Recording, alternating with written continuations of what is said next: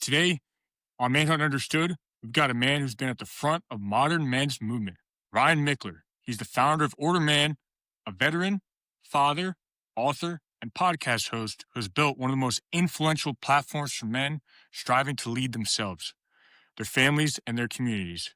Ryan has spent nearly a decade teaching men how to reclaim sovereignty, build brotherhood, and step into their role as protectors, providers, and presiders.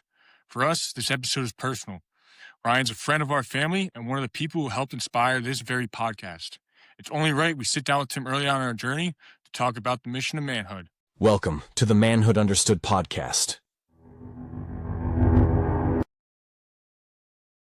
What's going on, son? Too much.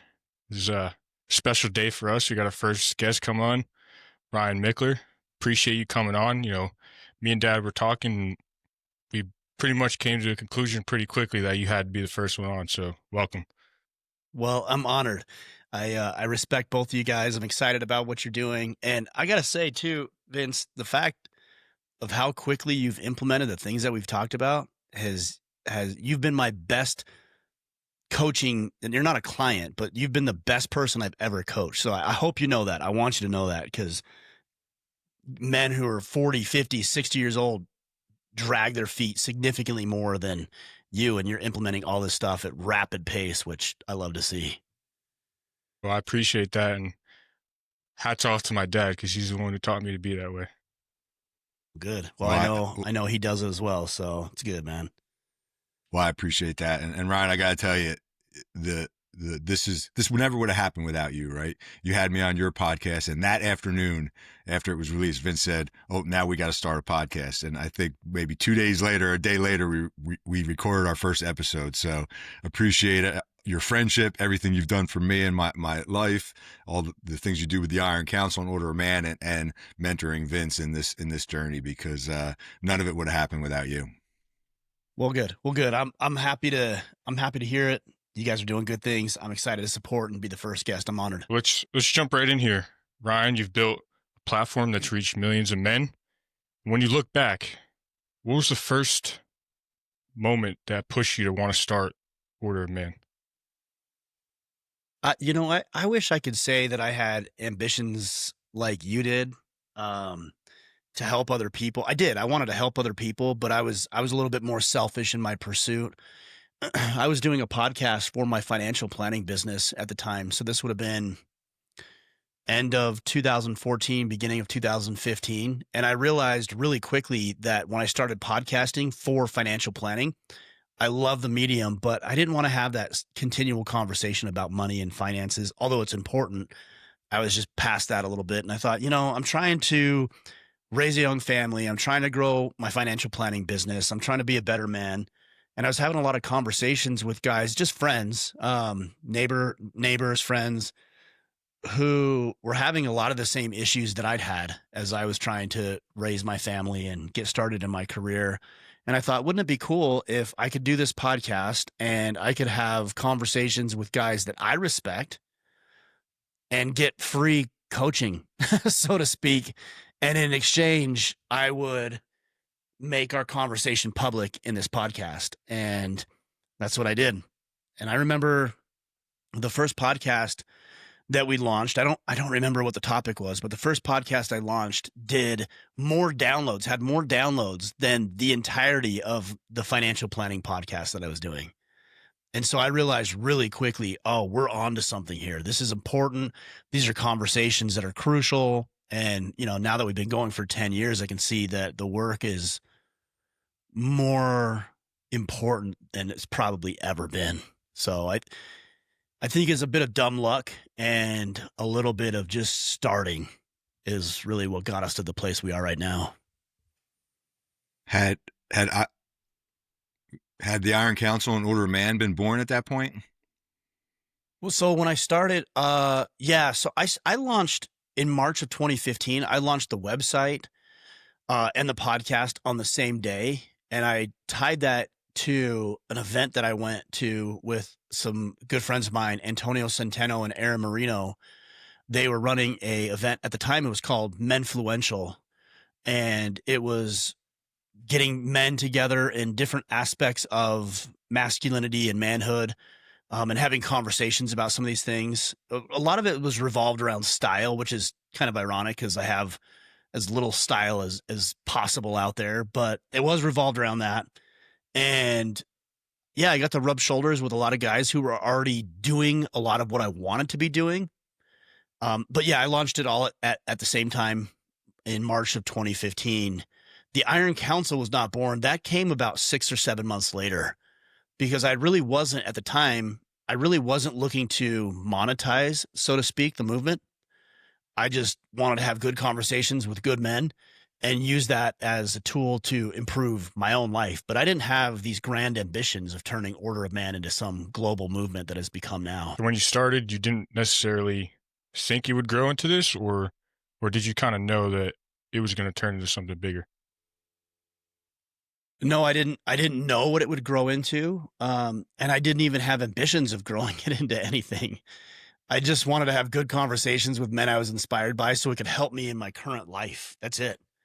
And I thought along the way, I'll be able to help other men in their current lives. So I was a bit shocked and surprised when it took off the way that it did. Part of it was we had a good message, a message that men really resonate with. And I became my own customer, so to speak, my own listener. So I just reached out to guys I was interested in communicating with to solve my problems. And the guys that had the same problems I did would resonate with it. That was my hope, and it's worked. But yeah, I had no idea what it would turn into. I thought I'd still probably be at this point in financial planning. But clearly I'm not. That happened pretty quick.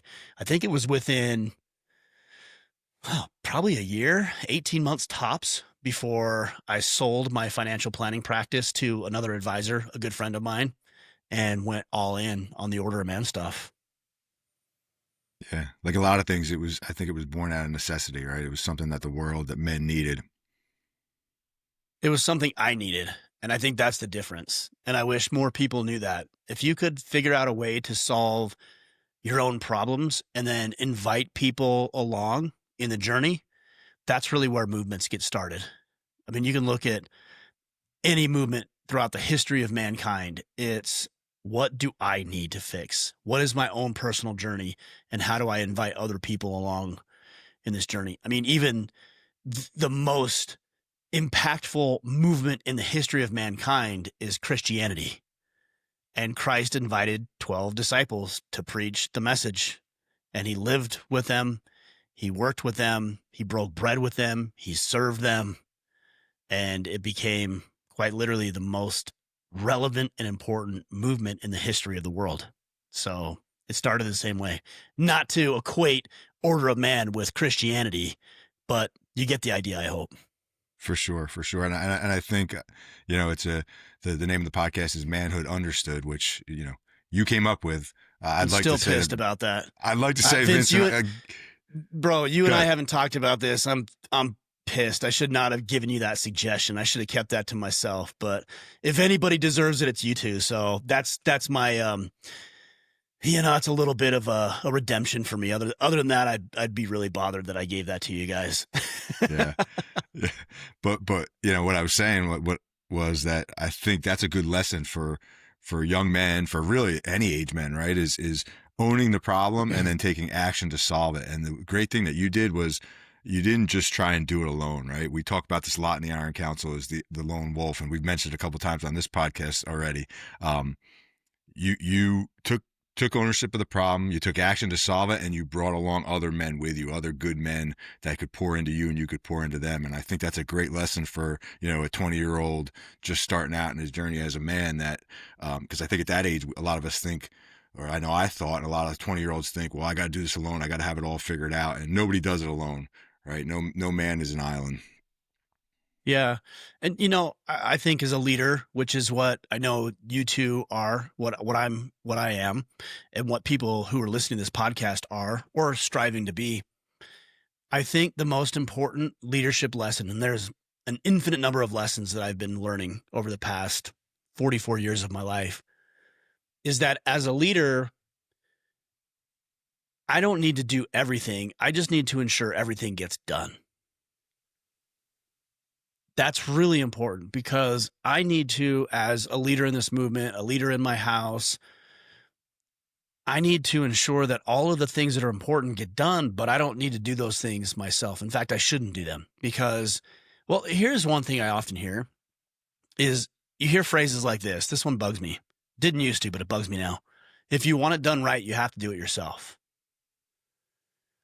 And my challenge to that, or a better phrase, I think, is if you want it done right, you have to have the right person doing it. And so, Jay, you're coaching our Iron Council coaches as new guys come into our movement and getting them up to speed and onboarded quickly. You're going to do a better job at that than I can.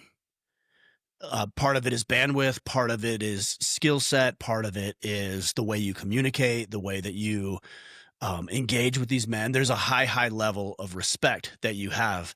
And if I always adopted the mantra that if you want it done right, you have to do it yourself, I would not be able to grow the movement to what it has been today. Then same thing in the Marine Corps. Yeah, you have a skill set for sure. You're a leader. And I think people probably acknowledge you for being a leader, for stepping up that way. But also you have to bring other people in because other people have different skill sets that are valuable that maybe you don't have, that maybe they can do something better than you. And I think we have to get over this idea that we have to do it all. We just need to ensure it all gets done. And my job as a leader is to find the right people and put them in the right places in order to produce maximum results. That's what I'm after. And that might be me in some cases, and it might be JU or other people in other instances, but it's my job to figure that out. Yeah. Vince, have you, in your short time in the Marine Corps and as a leader in the Silent Drill Platoon, have you experienced that? Have you felt like you've had to do it all yourself? And do you see where, having the right people in place is a valuable lesson for a young leader? Yeah, well, I think selfishly, I've wanted to allow myself to almost prove to myself that I can do this without anybody else. But you quickly and throughout this past year, I've started to learn that, like Ryan was saying, that there's certain people that are going to do something better than you can. Not that you can't do it, but they can do it a lot better than maybe you can. Well, can I ask you guys a question? Yeah. And Vince, I think this would be a good question for you. It's a good question for everybody, actually. When it comes to our own efforts, there's only 24 hours in a day, and there's only so much energy that we have. So let's say we hypothetically sleep 6 to 7 hours. That leaves, 18 hours roughly available to us to make a difference in the world. And 18 hours a day is a lot of time, but one thing I hear people say is you can't buy back your time, or you can't create new time. You actually can. And you can by replicating your work and creating systems. And so if I have 18 hours in a day, but I train, Jay, let's say I train you on something to do something similar to what I'm doing, guess what? I just turned 18 hours into 36 hours. And that's what we need to keep in mind. So Vince is a young leader in the Marine Corps. Yeah, I get it. You do want to prove yourself, but I think it's more important that you scale your efforts. The more that we can scale as men, the greater impact that we'll have and the better off the world will be. I had a leader when I started, my first real career was in retail sales of all things. And I had a great manager. Her name was Stacy Ulrich. And we still follow each other on social media, but I haven't talked to her for decades at this point. And she taught me that great leaders create new leaders. And I think the common idea, even if it's not vocalized, is that great leaders create a bunch of followers. I don't want a bunch of followers. When we create our movement and we do the things that we're doing, what I want to do is I want to empower men to go lead themselves. Go lead your family. Go lead in your businesses. Go lead in your community. I don't want you to rely on me or anybody else to make those decisions for you. I want to empower you, because if I help one man empower himself, he's going to turn around and he's going to empower his 3, 4, 5, 7, 8, 10 kids or whatever. And then those kids are going to empower another dozen kids that they're friends with. It's all about leverage, not as a means to get something, but as a means to create something powerful in the world. And we have to, as leaders, empower other people, which means they're going to flop and flail around when I give people responsibility. Jay, we've talked about this a lot. And we've had conversations where you're like, what do I do in this case? Or what would you like to do? I'm like, I don't know, figure it out. It's not that I'm disinterested. It's that I believe in you. We had a conversation about a particular individual, and I told you the other night, 2 nights ago, I said, I trust you. I trust you to make that decision. I don't need to make that decision. I trust you enough to make that decision. And I have faith that you'll make the right decision. I think you have already. That's what we need to do. Empower our people and let them make the decisions, let them lead their lives, and let them help grow whatever it is you're trying to create. Yeah, I think something that my old platoon sergeant used to tell us is that if you want to create leaders, you have to give them the opportunity to lead. Yeah, For absolutely. sure. You've like all too often, especially in this world we live in now, where it's social media and everybody wants attention and everybody wants eyeballs, and I'm not immune to that. I want that too, but we tend to step into that, and that's okay because we have valuable information to share. But if you step into it, then that means somebody else can't. And as a leader, I think it's our job to create some separation. I thought about this in the context of jujitsu. Jujitsu is a game of space. So wrestling's the same. Jay, you're a college wrestling coach. It's the same. It's a game of space. And if I can create space, then that space is going to be filled by something. Now, I want it to be filled by me because I want to do a move or position an opponent in a certain way. I want to fill that void. But when it comes to leadership, you have to create space and margin. And once you do, something is going to come into that. That's the vacuum, right? Something is going to get into that space. If it's you, unlike wrestling and jiu-jitsu, that's a problem, right? We wouldn't want it to be our opponent in wrestling or jiu-jitsu. But in life, we want it to be somebody else. So I need to vacate. I need to get out of the way. And I need to allow somebody else to fill that space. That is my goal. That is my objective. And if there's nobody to fill the space, there's some questions that need to be asked, but that's what we ought to do as leaders. Yeah, it makes me think of being a father, right? And Andy Andrews, or I think that's his name, Andy Andrews. I read this years ago. He had this kind of like framework of from like birth to like 6 or 7 years old, you have to make every decision for your kids. And then from like 7 to 12, you start giving them a little ownership and that you let them make decisions and letting them maybe fail a little bit. And then from like 12 to 18, you really got to let go of the reins, step out of the way so that they can start making mistakes and decisions in almost a safe environment, for lack of a better term, so that when they do turn 18 and they're out in the real world, in the Marine Corps, working at college, all the things that 18-year-olds do, that they're not jumping into the pool for the first time. So it's similar, I think, from a parent standpoint. Is at some point you got to get out of the way and let them start making decisions and make mistakes, so that they can do it when an important time comes. The only time I would get involved is when there's imminent danger. And we've talked about this, Jay, democracy versus autocracy, I think is what you called it. Yep. Autocratic versus democratic. Right. So there's times where, we will be involved, and those are typically going to be situations with greater, like a greater risk of something going wrong, right? The stakes at which you're playing are going to be significantly higher, or if you're under a time crunch. And so when I think about my oldest Brecken, he's 17 years old. He's going to be graduating next year. If he's not in imminent danger, I'm going to let him make some decisions. Now, if he puts himself in danger. And I heard this one time that the best thing you can do as a parent is let your kids explore without getting themselves killed or imprisoned. Outside of that, you did a pretty good job. And that's what I want Brecken to experience without him getting himself killed and without him getting himself imprisoned, or maybe get a girl pregnant. I would add that in there as well.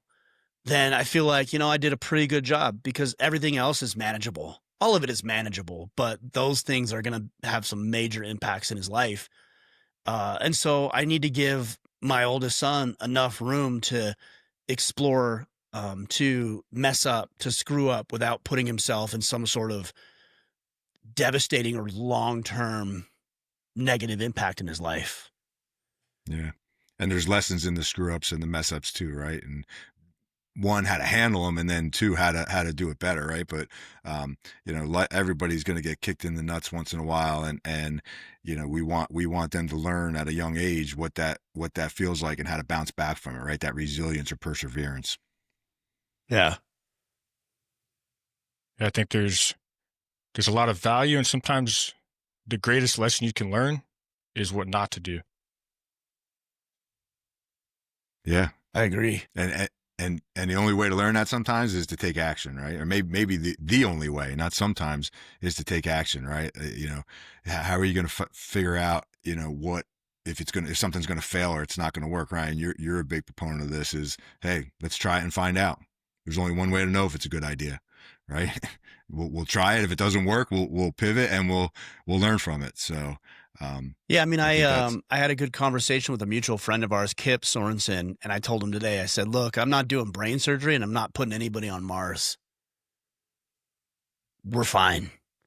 Yeah. If we screw up, if we mess up, if we say something dumb, do something dumb, overcharge somebody, undercharge somebody, we'll figure all that stuff out. I'm 44 years old, so I'm actually beyond a middle-aged man, which is wild to say. I got plenty of time. We'll figure it out. And I'm going to make some screw ups along the way, but I'd rather screw up chasing something noble, something righteous, than sitting on the sidelines of life and hoping that something will happen or somebody will knock on my door or that I'll hit the lottery. I mean, hey, I'll take it if I can, but I want to go out there and mess up and screw up because I know that I'm probably going to get it right 20% of the time. The other 80 are lessons. Sure. I think as a young man, I didn't take risks because I was afraid to screw up, right? And what I've realized at 51 is that, life goes on, right? And, when you take that risk or you ask that question or you ask that girl out and the answer is no, the next day your life really isn't all that much different. Right. So I've learned in my old age to take risks, to ask, and the worst somebody can say is no. Right. And if they say no, the answer is no different tomorrow when I wake up, or the result, my life is no different than it was the day before. So. Yeah. I mean, we over-index the decisions that we're making and we think that everything is going to be catastrophic. And we do that when we're younger. Vince, you might, at least I hope you know this, is that everything seems like a big deal. When I look at my kids and they have their first love, and my two oldest boys have, and it doesn't work out, they're like, oh, life is over. I'm like, yeah, life hasn't even started yet. Trust me, it's okay.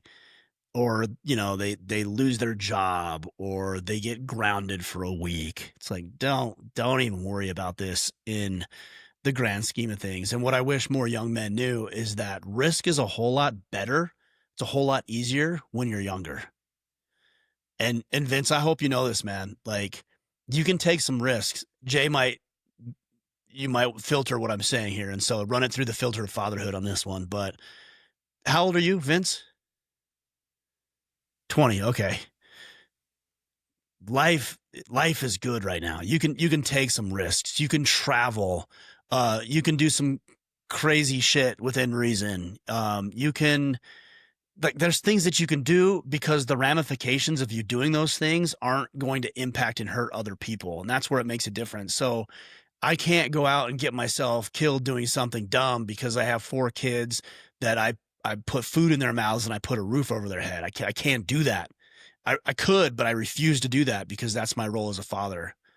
I can't go wander around in the wilderness for 4 weeks, even though I would love to do that. I would love to live like a savage. I'd love to live like a primitive. I'd love to just be off grid for 4 weeks. I can't do that right now because I made commitments that don't allow me to go do that. But when you're 20 years old, bro, that's the thing you should be doing. You should absolutely be doing those things. And through those things, you're going to learn, you're going to experience, you're going to fail. Man, and when I was 20 years old, I wish I would have bought a one-way ticket to like Thailand or Germany, somewhere, and just figured out how to make it work. Like figured out how to make money, figured out a way to get home, figure out a way to enjoy life or get to my next destination. I wish I would have done that. I didn't. And maybe at some point when I'm retired and some of those responsibilities have subsided, I can go do that. But now's the best time when you're young. Yeah, I wouldn't necessarily disagree with that. As a father, I might It's put hard, the I know. lens on it of, yeah, but I might put the lens on it like, hey, don't make any decisions right now that if you want to do something in the future, don't do anything now that's going to affect that, right? But just Yeah, but we already just talked about what they were, Jay, right? Don't get yourself killed, imprisoned, or a girl pregnant. Yeah, that you're right. Everything You're else, right, go have fun, man. Go live your life. Yeah. I think about my buddy Kevin, Vince, Uncle Kevin, and high school and childhood friend. And when we were in college, we talked about driving across country, right? And that never happened. And to this day, I tease him.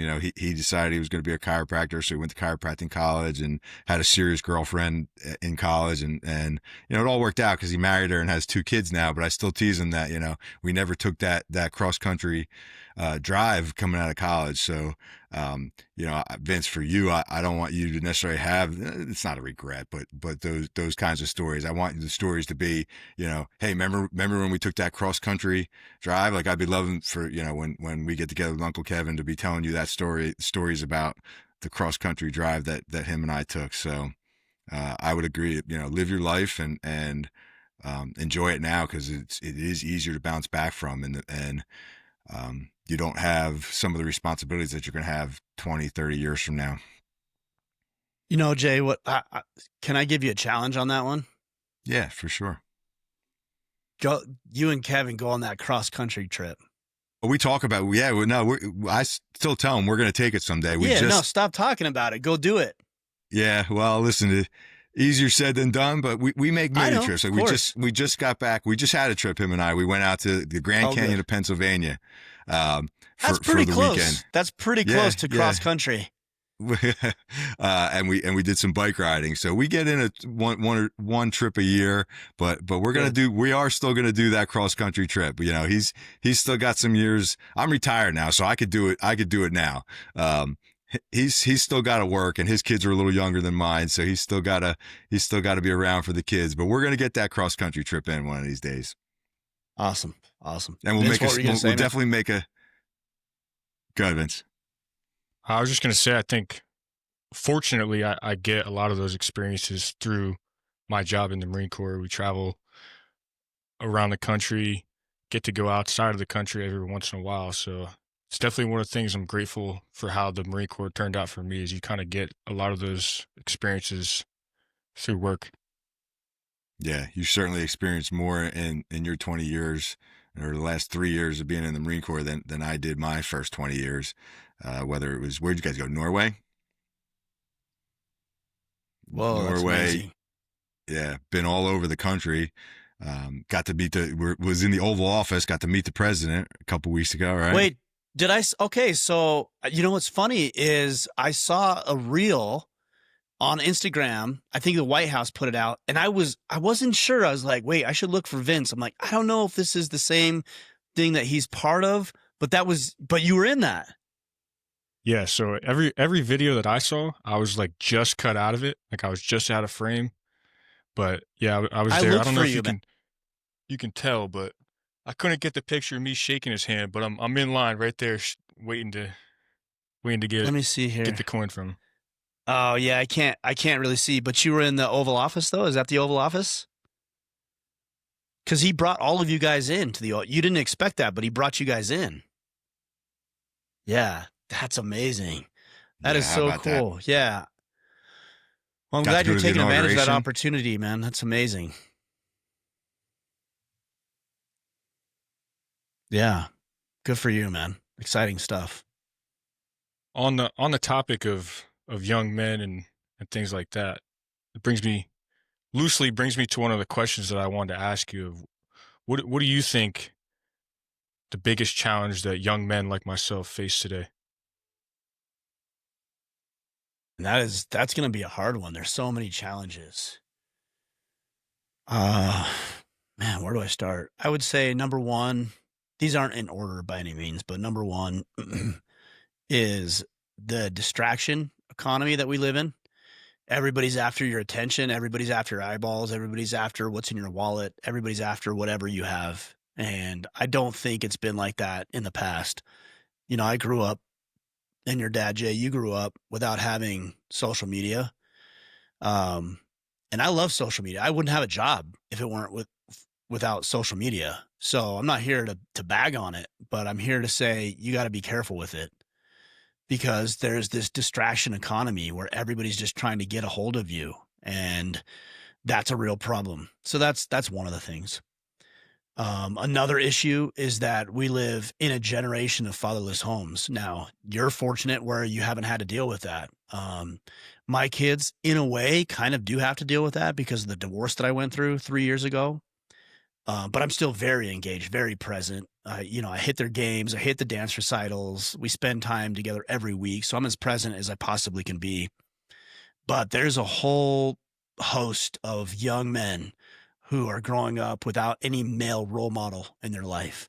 And I can tell you, I talk with these guys every day who are now 30, 40, 50, 60 years old, and they still don't feel like men because dad wasn't around to teach them the lessons they needed to learn. And that's a big, big issue. And I would say the other thing, and it's interesting talking with you, Vince, because I just based on what I know about you and the time that we've had, the very short time that you and I've had together, and obviously knowing your dad, is there is a level of selfishness and vanity in the world that is unparalleled.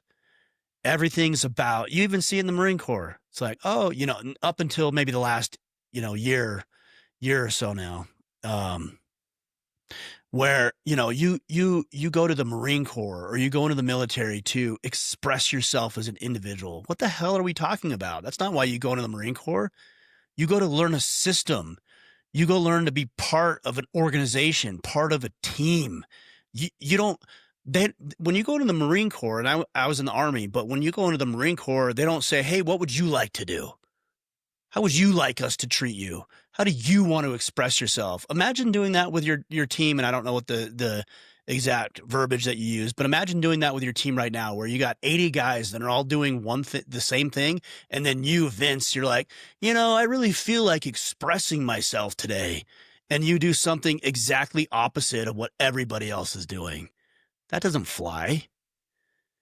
But we live in such a vain and selfish world where we think that the biggest objective is to get ours, and it's not. That's why people are miserable. That's why men are committing suicide. That's why men are unhappy and they're going through divorces and they're not living fulfilled lives, is because they think the world revolves around them. And I hope and I hope you're learning that the more that you can learn to work together as a team towards a righteous objective, and the more you can learn from people who have gone before you, that's where the real fulfillment is. It's not about individualism. It's about serving and giving back and being part of something bigger than yourself.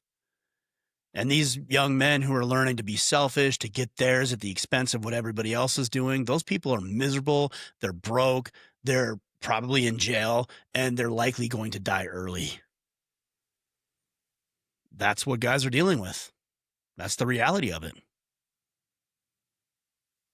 Yeah, I think as you're talking, I'm thinking, you had mentioned earlier about how you and I grew up, and there was a sense of community when we grew up, right? And there was men in your community that provided an example. And listen, a lot of the problems we have today were around, 30, 40 years ago when we were growing up. But I think there was a sense of community or at least where I grew up and the way my parents raised me, and where, you know, my father had me around other good men, and there was other good men in my neighborhood, and that weren't afraid to be the example. I think now sometimes men, even good men at being good at being males, being good at being a man, are afraid to be the example for young men that aren't maybe directly in their influence, or like neighborhood kids, because there's no longer that sense of community where we all have a shared purpose of, you know, being better, doing better, having better. Well, it's just selfish. I think everybody wants everybody else to come to them and acquiesce to what they need. I remember when I was a kid, there was maybe a Saturday where I felt like, oh, my buddies are doing something and I'm not invited or I'm lonely or whatever. And I'd tell my mom and she'd be like, well, go find your friends. And so I'd get on my bike and I'd ride around the neighborhood for 20 minutes and find where all the bikes were. And then I just had to go to the house and say, hey, is Johnny here? Yep, come on in. And that nobody expected that they were supposed to reach out to me. If I wanted something, it was my job to go assimilate to what everybody else was doing. That's why the military is so great, is because the military doesn't want you to just be an individual. The military says, hey, if you want to be like us, then you join us and you assimilate. And if you don't assimilate, there's consequences or you're out. But this is a team. This is a brotherhood. This is how we do it. You want to be here, you're going to reap the benefits, but you better make the sacrifices. And so it's the same thing with young men, even outside of the military. If you want to join a football team or a wrestling program, or be on board with a company that you really are excited about, or be part of a community, what's the deal with expecting other people to acquiesce and make you feel comfortable? You're in their environment. You fix yourself and make sure you're deliberate about where you're going, but you assimilate to them because they've got things figured out better than you do. It's this arrogance and this ego and this bravado that makes young men think, well, I have it all figured out. No, you don't. You don't. And you're going to find out if you act like that. Or you could be humble. You could learn. You could put yourself in good environments, and you could pay attention and learn something from your elders. So, Ryan, you have an emphasis on communities and brotherhoods, and you started your men's group with the Iron Council. I want to know, what role has brotherhood played in your own growth as a man? Oh man, so let me back up a little bit, and this will answer that question. I grew up without a dad in my life as a permanent figure in my life. I had a decent relationship with my dad, but I only saw him once or twice a year. And then I had a couple of stepfathers come into my life who weren't great examples, but I learned a lot about being a man through mostly my time playing football and baseball in high school. And then I joined the military out of high school. Between basic training and drill and everything else that we did, I learned a lot about what it meant to sacrifice for the team, what it meant to be held accountable, what it meant if you let somebody else down. And in the military, somebody could get killed, quite literally get killed. I was in Iraq in 2005 and 2006 in Ramadi, and man, if somebody missed their assignment, somebody would die. Literally, somebody could die because we missed an assignment, or we didn't do the right thing, or we made a mistake. And so when you're playing at that level with those stakes, you realize really quickly. And that was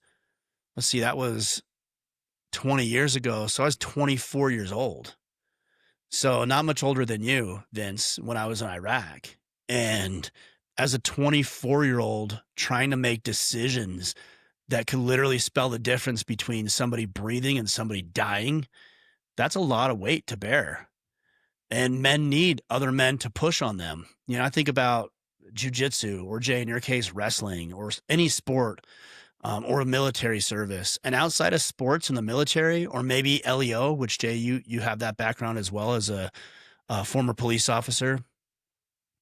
You realize the weight of your decisions, and you realize the gravity of the game that you're playing, and it doesn't allow you to slack off. But outside of those few environments, most men don't have anything like that. And because they don't have anything like that, they can coast. They can be mediocre. They can take it easy and there's no real consequence to it until there is, until their wife says, I want a divorce, or their boss says you're fired, or their doctor says you have terminal cancer. That's when it gets real. But for those men who figure out a way to build and develop and maintain a band of brothers, it's those kind of messages that they hear from other people that aren't going to impact them as deeply. They're going to be able to overcome some of those. They're going to have a team of men they can bounce ideas off of. I had some questions over the past couple of weeks about the way I was running my business, and I had some guys say, hey, you're doing it wrong, and here's why. And I got defensive and silly about it, but they were right. And so they let me vent and do what I needed to do. And then they said, okay, well, you're still wrong because you're not producing what you want to produce. I'm like, okay, good point. And got me in check, got me lined out. I had a friend reach out to me the other day. He says he's burnt out on life. He's burnt out on his business. He's burnt out on his career and what he's doing. And I had a good conversation with him and one other guy because we get together on a monthly basis. And I said, you know what? You were called by God to do this. You really were. And I believe that. And I know you're feeling burnt out. I know you're feeling frustrated, but you are among the 1% to 2% who's supposed to do this. And you don't have the luxury or the opportunity to wallow in your own self-pity. Figure it out. Here's a few ideas that might help reinvigorate what you're doing, but you have work to do. And he sent me a message this morning and he said, hey man, I really appreciate the tough love that you gave me. I know you care about me. You're qualified to give that advice. And I just want you to know that it was hard to hear 2 days ago, but today after thinking about it for the last couple of days, you're right. And I'm excited about some things I'm working on. Where else are you going to get that outside of brotherhood? Everybody else is worried about making sure you're okay and the body positive movement and telling you that your weakness or your inadequacies or your mediocrity is okay. And it isn't. And only men who care about you, who are on the path themselves, are going to be able to do it. And that's the power of brotherhood. You're just not going to be the same unless you have men in your corner who can do that for you. Yeah, I always say, I wish we could see ourselves the way other people see us, for good, the good and the bad, right? Because we're really good at telling ourselves lies, and that's the power of the brotherhood is to call us out on our bullshit, and also to lift us up when maybe we aren't feeling all that great about ourselves, to point out the positive. But one thing you hit on is, you had said that that your friend that was struggling, this was God's purpose for him. And I think that's another powerful thing that the brotherhood does is, we all have that purpose. I tell my kids every night before they go to bed, one of the things I tell them is that they have greatness within them. And I don't think we always, as individuals, we always see that greatness within us, or we do the work to find it. And the brotherhood holds us accountable to that, and they help us, and they see us in a way that maybe we don't see ourselves. Listen, this goes for you, right? You are one of my close friends at this point in our journey, and sometimes I think you see things in me that I don't see in myself, and you encourage me to do things and take some risks, and this podcast being one of them. I'm not sure without our friendship, our brotherhood, that I would be doing these things. So I think that the power of the brotherhood is to help us see our blind spots, right? And help us and call us out on our bullshit. Yeah. And Jay, I don't know how good I am about vocalizing what I see in you. I see this with Kip, a mutual friend of ours, and he's my co-host on the Ask Me Anything that you filled in for now at this point. And we started doing the Ask Me Anything together. Gosh, it's probably been 6 years, maybe longer. I don't know. And what's cool about that is I don't really ever think, maybe here and there I've given him a compliment and said, hey, you're getting good at this and stuff like that. But I don't think I've ever vocalized what I see in him. But then he started his own leadership organization. And I'm trying to think about the way that I want to say this. It's because of the belief that I had in him that gave him just enough. And I'm not taking credit for it. So this is what I'm trying to think. It's the belief that I had in him and the opportunities that I gave him through the podcast that, at least to a degree, I'm not saying it's only me, but at least to a degree, gave him the opportunity to test and prove and develop himself as a leader, as a communicator, as a public speaker. And that's what we're supposed to do as men. Like, we're supposed to do that. And sometimes it means if, Jay, you came to me and you were upset about something, depending on the situation, I might say to you, stop crying. Stop fucking complaining. Like, you have work to do. And that might be what the situation calls for. And other times it might be, man, dude, I would fly out to see you. If you had a situation and you needed me to be out there, I would fly out tonight, this afternoon, right after this podcast, to go see you. And that might be what the situation calls for. But us as men, we need to figure out what people need, and then we need to do it. Might be tough love, might be empathy, might be sacrifice, might be an opportunity, but there's a lot of ways to serve other people, and the people you care about, you ought to do that, because I'm telling you, there's greatness within everybody. Most people don't know what it is. They've never been shown. They've never been believed in. They've never been supported the way that we as men can support them. Yeah, I think of the coach, right? I think I always use this example. A good coach knows when, a good football coach knows the kid that, or when the kid needs to be grabbed by the face mask and yelled at, but he also knows when the kid needs his arm put around him, right? And there's a time and place for both those things. And I also, you said in the beginning that you don't think you're always good at vocalizing, how you feel about us, but you put, to your point, you put Kip and I in positions to succeed because you believed in us.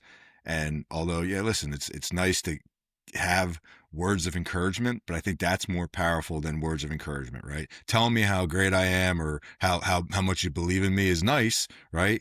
But you put me in a position, put Kip in a position to be successful, to take risks, whether it's with these podcasts or putting me in a leadership role in the IC.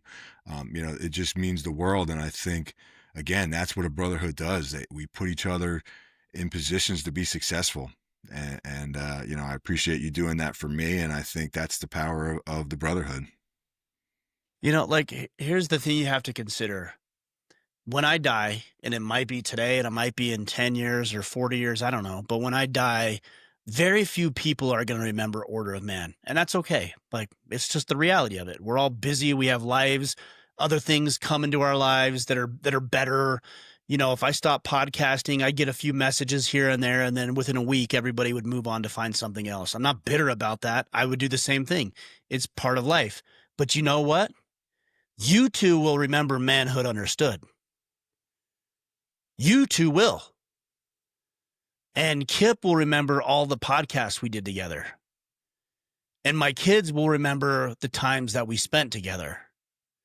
And so I might not have even somebody with a larger reach as Joe Rogan. Joe Rogan dies today, and heaven forbid, I don't want that to happen. I'm not wishing that would happen. He dies today. You know what? Everybody forgets him in a month. That's not to discount the good he's done, but we all forget about that stuff so quickly. But you won't forget about the people who are close to you. Like, Vince, you'll remember the conversations that you have with your dad on this podcast forever. But the guys that he spent over the past 2 decades with the police department, some of them will remember a few things, but not a lot.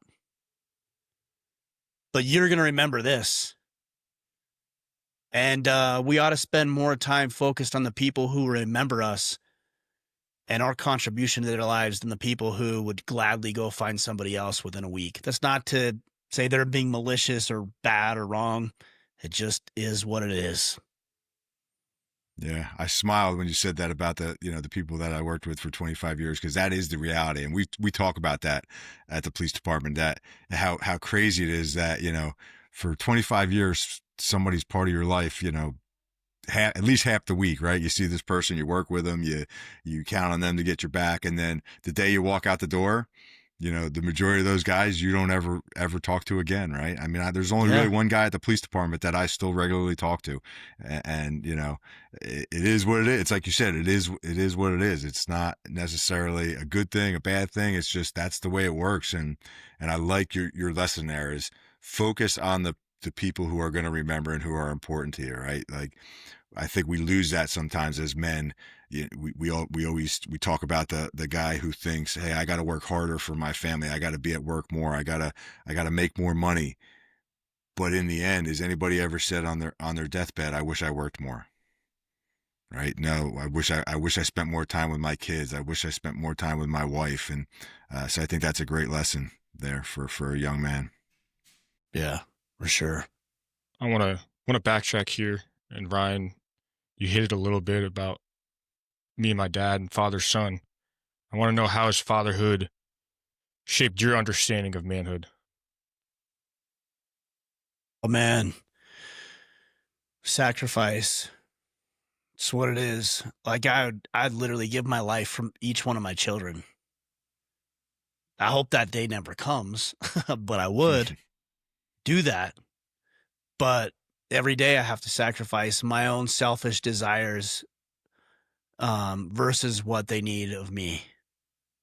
And that's hard because we have responsibilities that our kids can't always see, right? So Jay, sometimes you hear me, getting on a late night call for the Iron Council, and I'm like, hey guys, like I'm out, meeting's over, my kids are playing, I can hear them, I'm gonna go cook them dinner.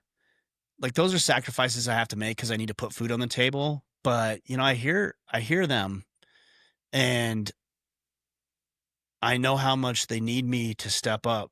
And my oldest son saved me in a lot of ways, and each of my children have. But man, I remember early in my marriage, I went through a separation, and I had built this really amazing room for my 1-year-old who's Brecken now at 17. And I would go in there when I went through my separation, and my ex-wife now was gone, and it was just me in that house that we had built together, and Brecken wasn't there. And I remember thinking, I looked at a picture. There's one picture there's two. He's got a little moose outfit on and a beanie. That's one picture. And then he's got another one where he's dressed up like a lion that his mom had made for him to dress up as a lion for Halloween. And those are the two pictures, probably my two favorite pictures of him when he's about 1 year old. And I remember thinking, man, I'm going to find a way to get you back into my life. That's the power of fatherhood, is that it gives us purpose. It gives us meaning. It gives us direction. It gives us a reason not to deviate and do things that we as men are naturally tempted to do. Addiction, sexual desires, the fear that grips us at times, it strips all of that away, and it tells us you can't engage in that. You have to engage in being a father for this child who could not live without you, literally could not live without you. At your age, Vince, a little different. You could live without him, but there was a stage in your life where you couldn't, and he was there for you. Maybe not the best version of himself, because we've talked about that. Maybe a little angry, maybe a little confused, maybe a little immature. And I only say that, Jay, because I know exactly what that's like. Yeah. But damn, he was there all for the you. above. Yeah, he was there for you. And you're here because he was there then. Even though he had no idea what the hell he was doing, he's probably confused and frustrated most of the time, because that's how I feel. And that's how you'll feel when you bring kids in the world. But man, fatherhood is powerful. It matures a man better and faster than anything else can.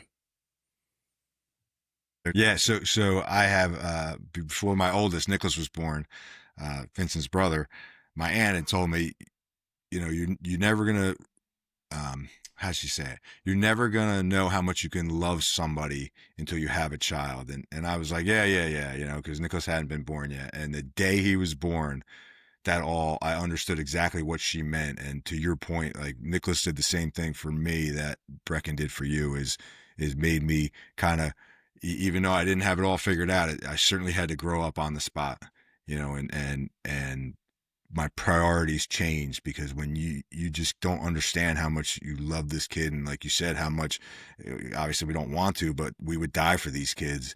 And it's just so powerful. Ryan, I want to know, what legacy do you want to leave behind with your kids? When your kids are talking to their grandchildren, what are some of the things you hope they say about you? There's only one thing, actually. And it's that I was willing to pursue and chase things I was interested in. That's it. That's all I want to be known for. is that the fear and the discomfort and the uncertainty never kept me from doing things I wanted to do. And there's a lot of other things, like I hope they know I love them, and like that stuff, right? Those are the platitudes we're supposed to say, and I believe those things. But yeah, I just want them to be empowered. Say, well, dad wasn't scared. Or, maybe dad was scared, but he did it anyways. He pursued things. He tried things. He failed. He struggled, but he always did things. That's all I want to be known for, because I think that's the lesson they need to learn more in life than anything else. Everybody is weak. Everybody's soft. Everybody's scared. It's the ones who overcome that make a difference in the world. If I can do that, then I feel like I left a pretty good example for them, period. The end.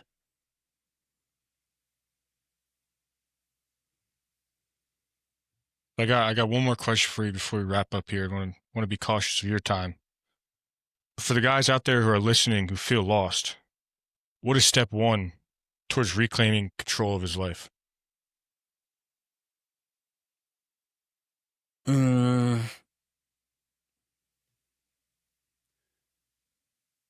Take 10 to 15 minutes every single day in the morning and think about what you want your day to look like. That's it.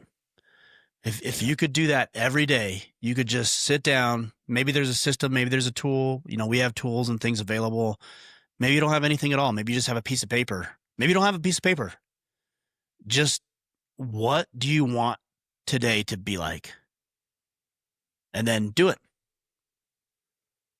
Like, what is the best? What is today? If today were to be perfect based on everything I have going on, appointments and scheduling and commitments and activities, what is a perfect day? And write it down and then go to work on making it. And don't worry about the next 30 days, the next 90 days, the next 2 years, the next 10 years, just today. We'll get into that other stuff. But if you could win today and tomorrow and the next day and the next day, how could you fail in life? Yeah, one day at a time, right? And the funny thing is when he first asked the question, I thought, well, the vision, right? My answer, my initial reaction was have a vision for your life. But as you're talking, when we coach, or when I coach guys that are coming into Iron Council and they say, I can't, I'm really struggling with my vision. I can't picture what 30 days, what the future looks like. I have them do that exercise you just described. It's called the perfect day exercise. Actually, first time I ever did it was with Zach Evanesh at one of his seminars. But I have them do that perfect day exercise, and then we build off of that. But you're so right, is win the day, and you'll win the battle of life, right? If you can win day by day, you'll win the battle of life. So I love that answer. Vince, are you at home right now, or are you back at your place? No, I'm in the barracks right now. Okay. Do you know what you're having for dinner tonight? I couldn't tell you. Whatever the chow has for me. Jay, do you know what you guys are having for dinner tonight? It's Friday night. We're probably having pizza. It's pizza night. Okay, well, that's fair. That's a good answer. You ruined my point, but that's a good answer. Guys, I don't know what I'm going to have for dinner tonight. And if it wasn't Friday night for pizza night, you wouldn't know either, Jay. Probably not. No, I wouldn't. Yeah. So how the hell can we expect people to come up with a lifelong vision? I don't even know what I'm going to have for dinner. That's lit for me. That's in about 5 hours. So how am I going to know what's going to happen in 5 years? I don't. We can get there and we can be aspirational and we work people into that. But for those people, to your question, Vince, if they're lost or feeling confused about what life has to offer, how am I going to tell them to think beyond dinner when they don't even know what they're going to eat tonight? So you don't need to think about that. Just think about what the perfect day, start right now. If somebody's listening to this at 5 p.m., and you go to bed at 11 o'clock, what are the next 6 hours of your life going to look like? If you're listening to this at the gym at 5 a.m., cool, good. What's your workout going to look like? When you get home, what's your routine for getting ready going to look like? What's your what appointments do you have today? How are those appointments going to go? What do you want to come out of those appointments? when you're drilling and training, Vince, like how are you going to show up? Are you going to be lazy and you're going to be tired and you're going to kind of go through the motions? Or are you going to do it to the nth degree and you're going to be the best that you can possibly be in that moment? Guys, when you get that stuff down, forget about the year-long vision. We'll get into that. Just worry about the next 5, 6, 8, 10, 12 hours. Do that in 12-hour increments. You're going to win life for sure. I think kind of what you're hitting on here is that people get into such a habit with their life that they kind of just go on co-pilot. And when you do that, you kind of fall off the rails a little bit, right? Because you're looking for like the next, you're trying to think about all the next 5 years, and now you're not present in the moment. So you got to be present in the moment where you're at and figure out what you're going to do now instead of what you're going to be doing in 5 years from now. Yeah. I mean, I've done so many podcasts at this point that I could have come over here and gone through the motions and not done you guys the justice that you deserve, and not been prepared or ready to have this conversation. Or alternatively, I could have thought about this conversation for the last couple of days since we set it up. Think about how this might go. Think about the way I want to show up. Think about why I'm doing this and why it's important. Think about what maybe I can help you guys on as you're developing your podcast, and guaranteed it's going to go better if you're thoughtful about it. But too many of us just don't have the intentionality behind our work every day. It's unfortunate. Yeah. Well, we appreciate you putting that intention into the show, into us, not just as a guest, but as a mentor for both of us in this journey. We're just getting started, and I can't say it enough how much I appreciate you and what you do. So you're our first guest, so I think we're supposed to allow you to tell people where they can find you, right? I think we've talked about you quite a bit, but go ahead. I promote the Iron Council a little bit. If you want, there's no proper way to do it. I mean, you guys make it your own show. But yeah, Order of Man, that's where I'm at. Vince has got the same hat that I've got on, which is not his. It's actually his dad's, and I want to just set the record straight on that. Yeah, you've got the thing over your shoulder, Jay, the Order of Man, and I have mine too, which you had a friend do this one for me. Yeah. Dean from Black Widow Training Gear. Yeah, and I've got the Iron Council one just around the hall over here as well. Nice. So nice. Order of Man, you guys can Google it and find it. But more than anything, you'll find that stuff. I care about what you guys are doing. I want you guys to win. I'm here to support you guys. You got a really good name. You got a really good name in your movement. We do. we do. And we won't. Good. Oh, I was just going to say, it's so good. I even put a contract together for you that says, if you bail on this shit, you are going to give it back to me. So that's how good it is. For sure. And listen, we won't, when we're big time, we won't forget where we got the name. We'll always remember about that. I don't care about that, man. I just want you guys to win and impact people's lives. Well, I appreciate that. And I appreciate you, brother. Likewise. Well, Ryan, we appreciate you sitting down with us. Like we already said, you've been a part of this journey from the start, and it means a lot to have you here as we build Manhood Understood. Thanks, guys. Appreciate it.